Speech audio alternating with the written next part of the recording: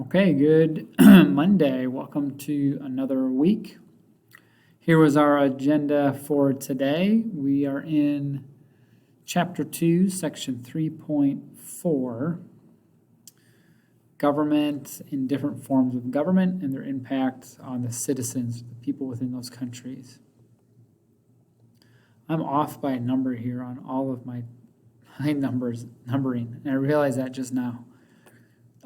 In class today, we reviewed section 3.3, which looked like this and covered our economy. We reviewed sectors of the economy, factors of production, and economic systems. Those are kind of three big takeaways from that section, full of kind of new ideas that you maybe haven't had before in class, but we made sure that we understood what those things meant. The last thing we spent a little bit of time with was the last question on our assignment, which discussed indicators of an economy, or the strength of an economy. So we talked about what gross domestic product meant and other indicators of a strong economy, like income level of its people, literacy rate, and the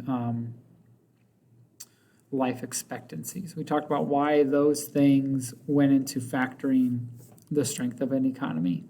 And we'll revisit those ideas later in the school year when we begin to talk about standard of living among places.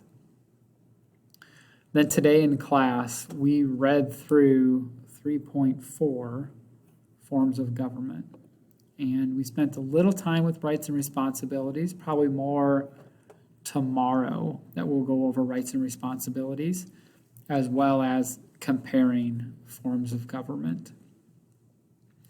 The assignment was, again, 3.4 vocabulary, and I'll have that in your classroom for you.